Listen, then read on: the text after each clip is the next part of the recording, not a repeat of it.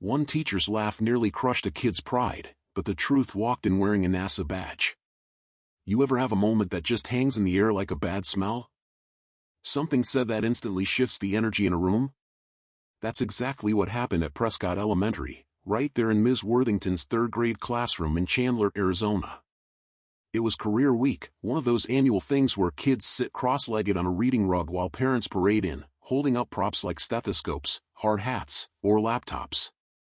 Some kids beamed with pride, others shrank into themselves.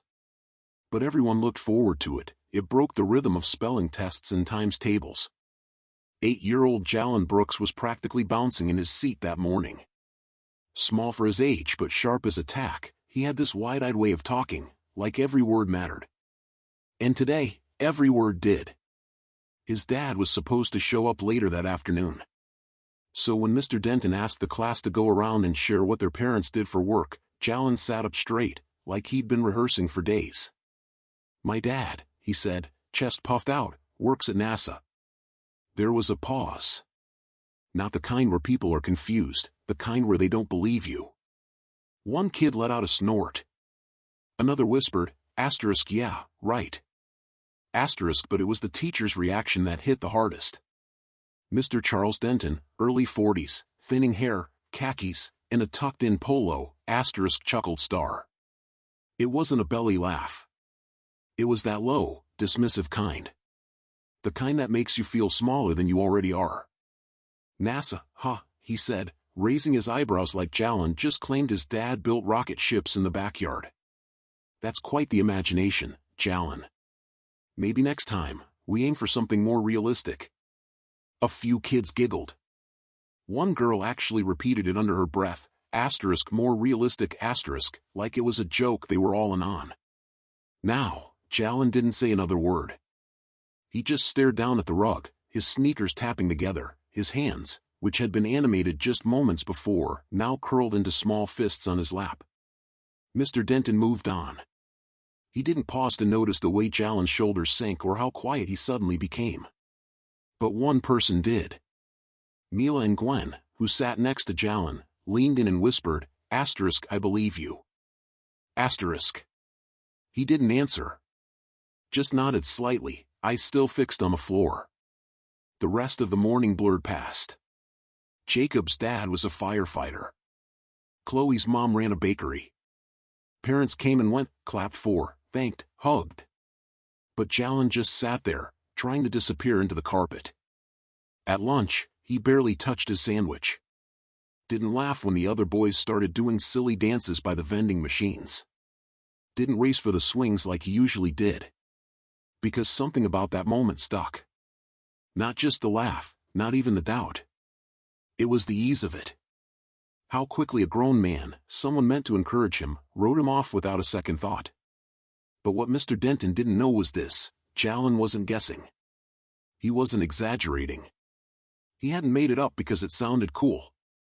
Everything he said was true. His father was an aerospace engineer. He'd been working on a Mars communications relay project for the past year. He wore a NASA badge every day. And more than that, he was proud of it. So was Jalen. But in that moment, none of it mattered. Because to the person standing at the front of the room, the idea of that kind of man being his father just didn't seem possible. But the day wasn't over yet. And someone was about to walk into that classroom and change everything. 3 days before career week, Jalen was in the garage with his dad, helping clean out bins of old cables and wires. Well, mostly just watching. He sat on an overturned milk crate with a Capri Sun in one hand and a question ready every 2 minutes. "Wait, so the rover has to wait how long to send a message back to Earth?"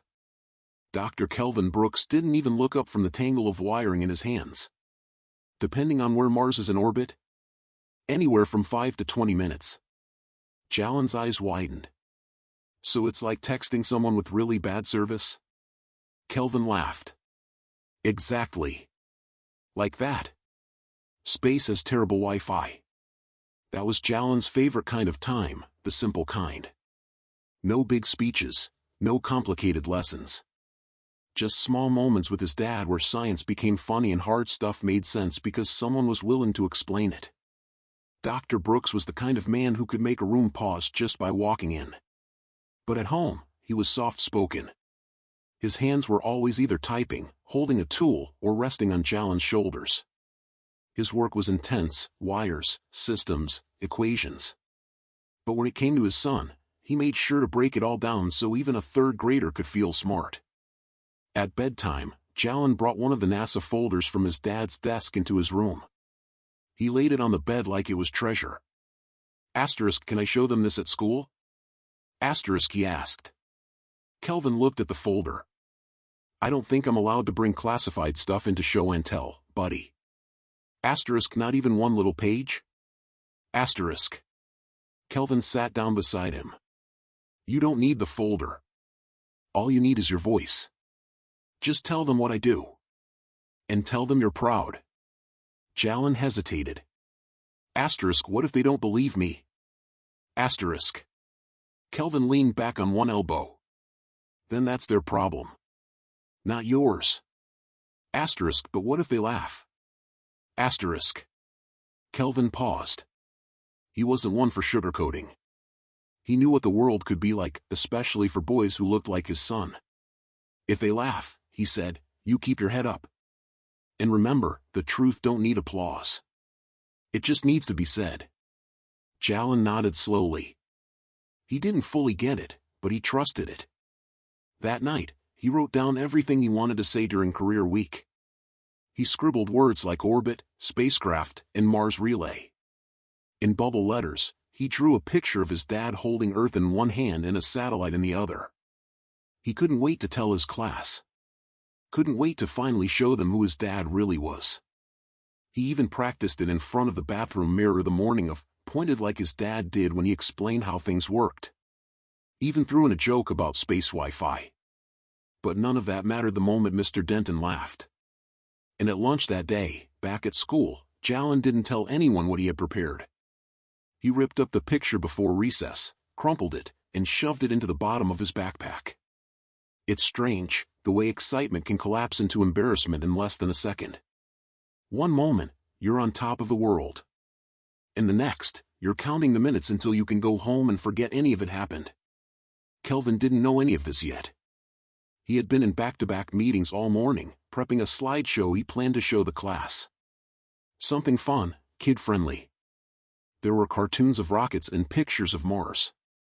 But his favorite slide was the last one. It was a photo of him and Jalen at the NASA Jet Propulsion Lab, both wearing matching badges and grinning ear to ear. But back at Prescott Elementary, Jalen wasn't grinning anymore. Because sometimes, all it takes is one comment from the wrong person to make a kid start questioning everything. The rest of the day dragged. After lunch, Mr. Denton tried to slip back into his usual rhythm like nothing awkward had happened earlier. He went through spelling words, reviewed math problems. But every now and then, he glanced at Jalen. And Jalen never looked back. Jalen wasn't pouting. He wasn't crying. He just went quiet in a way that didn't belong to someone his age. Like something in him had shut off for the day. Mila noticed. So did a couple of other kids. But nobody said anything. Maybe they didn't know how. Career presentations were scheduled for the last hour of the day. So as 1:30 rolled around, Mr. Denton started lining the desks up in rows, moving the whiteboard easel to the front. The parents would wait outside the classroom and be called in one by one. Jalen watched the clock more than he watched the presentations. First came Chloe's mom, who brought in cupcakes and handed out little cookie-shaped business cards from her bakery. Then Thomas's uncle, a mechanic, showed up with a tire pressure gauge and passed it around the room like it was treasure. Kids clapped, laughed, asked questions. And all Jalen could do was sit in his seat, palms sweaty, knees bouncing, hoping, begging, praying that his dad didn't get stuck in traffic. Or forget. Or cancel. Because if Mr. Denton saw him walk in wearing a real NASA badge, maybe he'd finally understand. But underneath all that hope was doubt. That ugly kind that doesn't ask questions, it just whispers things that hurt. What if he doesn't show up? What if Mr. Denton was right? What if my dad's not who I think he is? Jalen shook his head like he could knock the thoughts loose. Meanwhile, Mr. Denton stood near the door, clipboard in hand, occasionally stepping out to wave in the next parent. He was in his element again, smiling, leading, cracking safe little jokes. But something about him had shifted. When he called on other kids, he glanced at Jalen once or twice. His jaw worked like he had something he wanted to say, but the words kept catching somewhere behind his teeth. Maybe he knew he had gone too far. Maybe it hit him when he saw how flat Jalen went after that comment.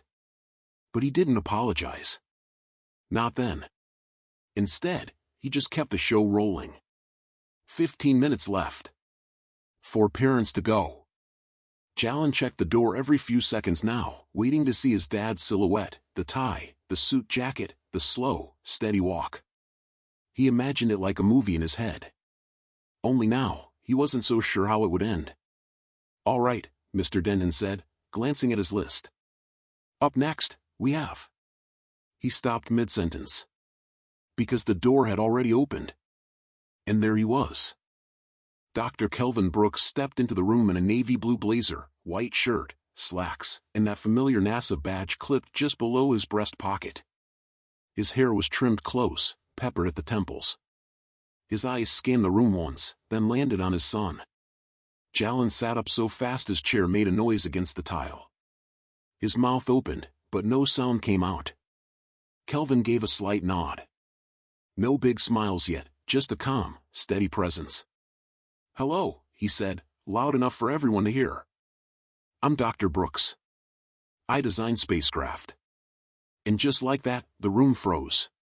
Not with laughter. Not with confusion. With realization. But one person in that room wasn't ready to process what just happened. And he was standing at the front, holding a clipboard he suddenly didn't want anymore. When Kelvin walked in, the room didn't explode into applause or gasps. No one said a word. That silence, though? It was loud. He didn't need to bring props or flashy visuals. Just his voice. His presence. His badge. The fact that he existed in a space where most of those kids, and definitely Mr. Denton, didn't expect him to be. Mr. Denton blinked, lips parting slightly like he was about to speak but couldn't land on how. Jalen was still staring, eyes wide like he couldn't believe what he was seeing. And truth be told, part of him had started to believe his dad wouldn't come. Not because he thought his dad didn't care. But because when somebody important doubts you, it messes with your head. Especially when you're a kid. But Kelvin had shown up. Not just on time, he'd been early. Waiting just outside the door. He had heard every word from the hallway.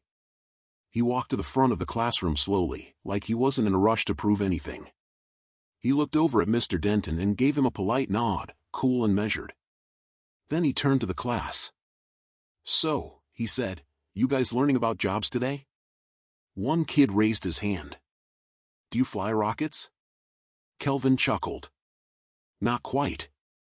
I help build the systems that allow rockets to talk to us after they leave Earth. Think of it like this: spacecraft need phones. And we build the phones." Another hand shot up. "Like space iPhones?" Kelvin grinned. "Sure. But with really bad reception." That got a laugh. Even Jalen smiled. Kelvin clicked a button on the screen and showed a photo of the Mars Relay Project, a series of satellites in deep orbit. Another photo showed him in front of a large control panel. "What you're looking at," he explained, "is part of how we stay connected to robots on another planet. We make sure they can call home." One by one, the kids leaned in. All except Mr. Denton, who stood off to the side, quiet for once.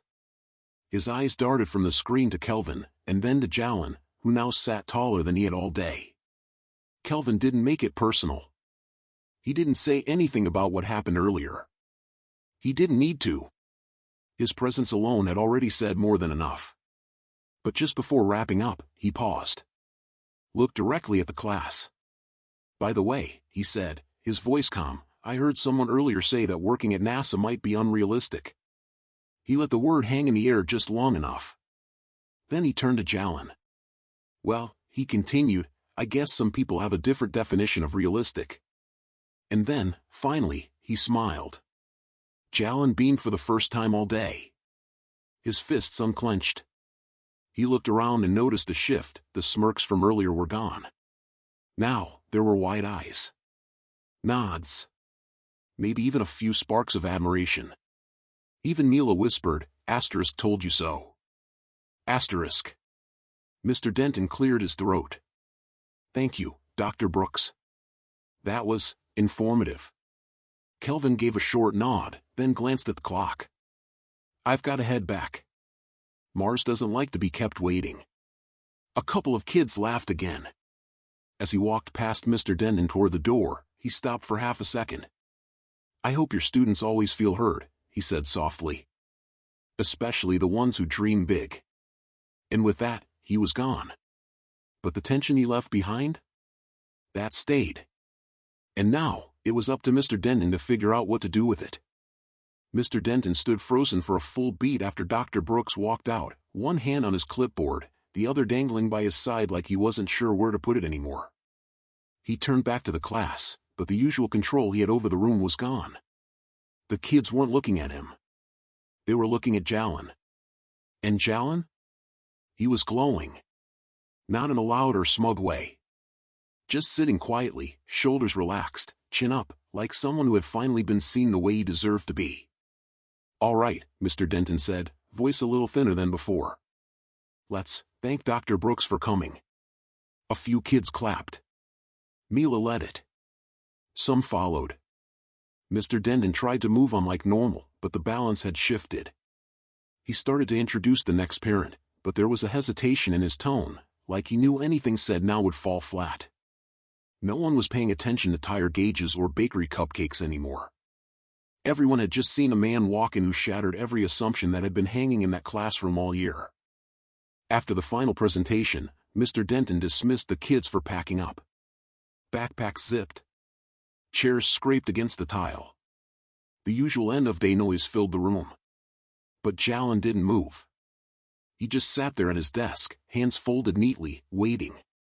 When most of the kids had filed out and the noise in the hallway began to swell, Mr. Denton walked over. He stood beside Jalen's desk, shifting his weight between his feet. "Hey," he started, almost too casual. "Your dad seems like a pretty smart guy." Jalen looked up. "He is." Mr. Denton nodded. "I can see that. I wanted to say, I may have jumped the gun earlier." Jalen didn't respond. Mr. Denton cleared his throat. "What I meant to say was, sometimes teachers, people, make mistakes. We don't always realize when something we say comes out wrong." Jalen stared at him for a second, then said, "But you laughed." That landed. Mr. Denton's face tightened. "Yeah," he admitted. "I did. And I'm sorry for that. It wasn't right. I should have listened." Jalen still didn't nod. He didn't try to make it easier for him. Mr. Denton finally said, "I hope you'll give me a chance to do better."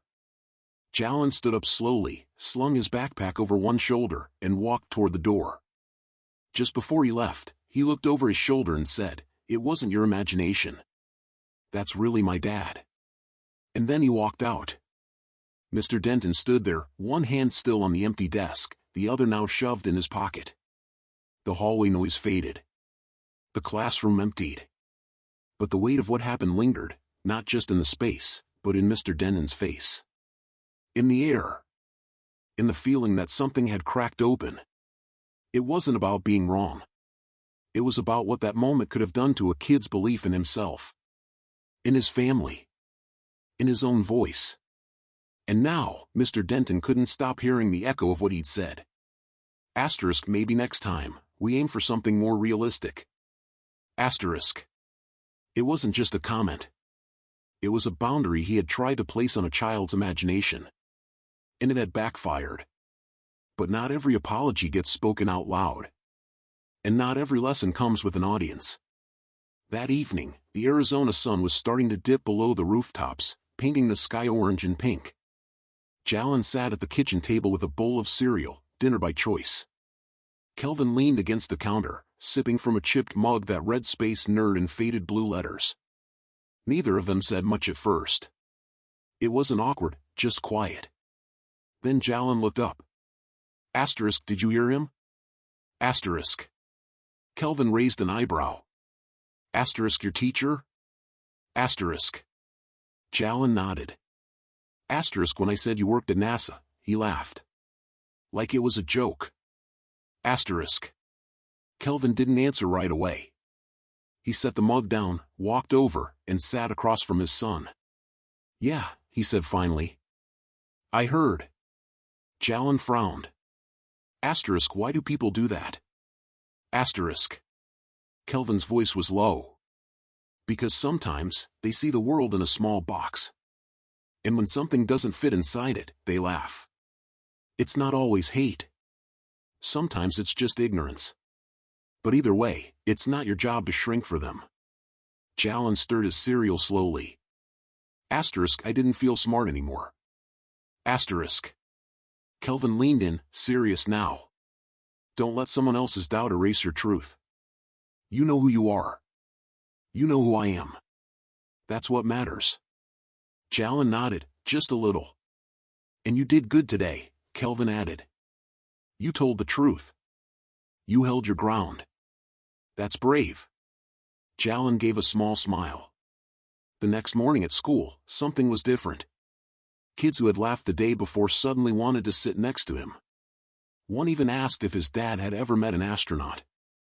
Another asked if Jalen could bring one of his dad's space tools to class. He didn't brag. Didn't puff up. Just answered simply and kept it moving. Mila walked beside him at recess and said, Asterisk, they believe you now. Asterisk. Jalen shrugged. Asterisk, they didn't have to. Asterisk. Mila grinned. Asterisk, still nice, though. Asterisk. In the staff lounge, Mr. Denton sat alone for a while before dropping a note into Jalen's cubby. Not typed. Not formal. Just a folded-up sheet of paper. Jalen found it after lunch. It read, Asterisk, Jalen, I was wrong. You shouldn't have had to prove anything to us. Keep dreaming big. Mr. Denton. Asterisk. Jalen didn't smile. Didn't read it twice. He folded it back up, slipped it into his backpack, and zipped it quietly. He hadn't needed the apology. But maybe someone else needed to write it. That afternoon, as the final bell rang, Jalen walked out with his head high, not because of what the class thought now, but because of what never changed. His dad had shown up. He was an engineer. And most important of all, he had told the truth, even when no one believed him. And somewhere inside that classroom, a teacher had been reminded of a lesson he'd forgotten along the way. That kids carry dreams bigger than most adults' expectations. And when we dismiss those dreams, we don't just shrink their imagination, we shrink their voice. Jalen stayed loud. And clear. And real. Because the truth doesn't need permission. It just needs someone brave enough to say it out loud. If you've ever been doubted, overlooked, or told to be more realistic, remember this. Other people's limits don't define your path. Keep showing up. Keep speaking your truth. And if you're ever in the position to believe in someone when nobody else will, do it. You might just change everything.